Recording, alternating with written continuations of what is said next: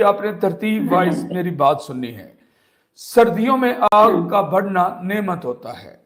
سردیوں میں آگ کا بڑھنا نعمت ہوتا ہے, اور وہ جو نعمت ہے اس نعمت کا جو اس کی جو زیادتی ہے بے دریغ استعمال کرنا اسراف کہلاتا ہے. اللہ نے فرمایا کھاؤ پیو لیکن اسراف نہیں کرو, زیادتی نہیں کرو.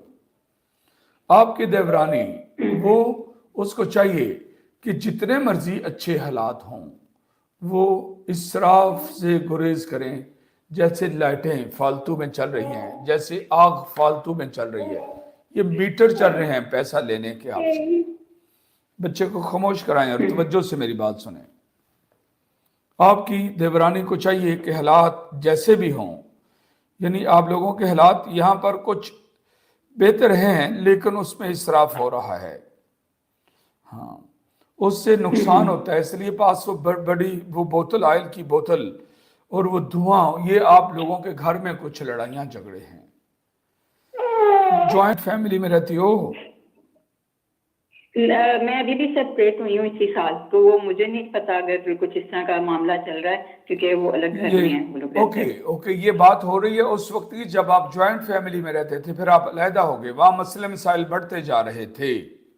یہ بات درست ہے؟ جی جی آگے ترتیب جی سے جی ایسے ہی ہے.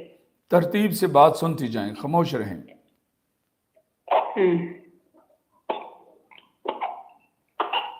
یہ جو گھر آپ نے دیکھا ہے,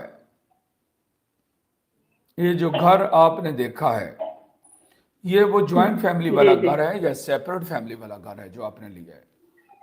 یہ جوائنٹ فیملی والا گھر ہے. آپ کے جو خامد ہے اس کے کچھ بھائی بھی ہیں, 2 بھائی یا اس سے جی زیادہ؟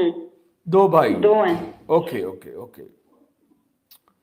ان کے مسائل ڈسٹرب ہیں؟ جی.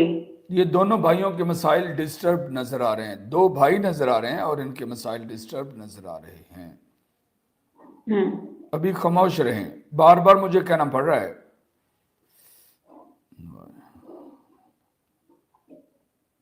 ان کی بیماری کے معاملات بھی ہیں اور رزق کے معاملات بھی پرابلمز میں ہیں, نقصان اٹھاتے جا رہے ہیں. نند نے دیورانی کی بیٹی کو پھر اتار دیا تھا جو اس نے اٹھایا ہوا تھا؟